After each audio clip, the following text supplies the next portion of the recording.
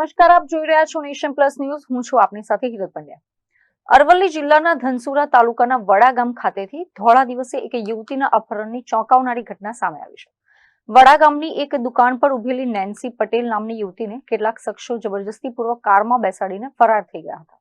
ધનસુરાના વડા ગામમાં ધોળા દિવસે નેન્સી પટેલ નામની યુવતીના અપહરણની ઘટના સામે આવી છે, જેના સીસીટીવી ફૂટેજ પણ સામે આવ્યા છે. સીસીટીવી ફૂટેજમાં સ્પષ્ટ જોઈ શકાય છે કે એક કાળા કલરની શંકાસ્પદ કાર આવીને ઉભી રહી છે અને તેમાંથી કેટલાક લોકો ઉતરીને નેન્સીબેન નામની યુવતીને પકડીને જબરજસ્તીથી કારમાં ધકેલી દે છે.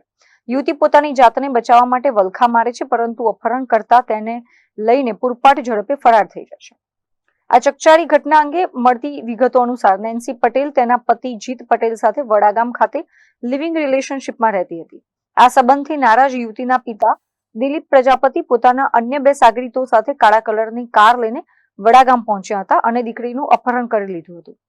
પત્નીના અપહરણથી સ્તબ્ધ બનેલા પતિ જીત પટેલે તાત્કાલિક ધનસુરા પોલીસ સ્ટેશનનો સંપર્ક કર્યો હતો અને પિતા દિલીપ પ્રજાપતિ સહિત 3 જણા વિરુદ્ધ નામજોગ ગુનો નોંધાવ્યો છે. ભર દિવસે બનેલી અપહરણની આ ઘટનાને પગલે ધનસુરા પોલીસ એક્શન મોડમાં આવી ગઈ છે. પોલીસે ઘટના સ્થળની મુલાકાત લઈ આસપાસના તમામ સીસીટીવી ફૂટેજ કબજે કર્યા છે અને કારના નંબરના આધારે અલગ અલગ વિસ્તારોમાં નાકાબંધીના આદેશ આપ્યા છે. પોલીસે દાવો કર્યો છે કે ટૂંક જ સમયમાં આરોપીઓને ઝડપી પાડી યુવતીને મુક્ત કરવામાં આવશે.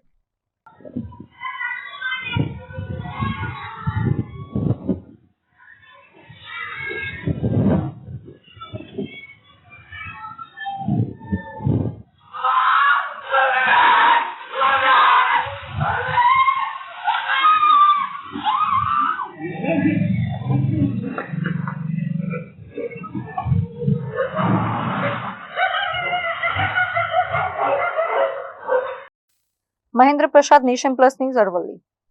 સમાચારોના સતત અપડેટ મેળવવા માટે અમારી નેશન પ્લસ ન્યૂઝની યુટ્યુબ ચેનલને સબસ્ક્રાઇબ કરો, બેલ આઇકન દબાવો અને જોડાયેલા રહો ફેસબુક, ઇન્સ્ટાગ્રામ અને ટ્વિટર પર.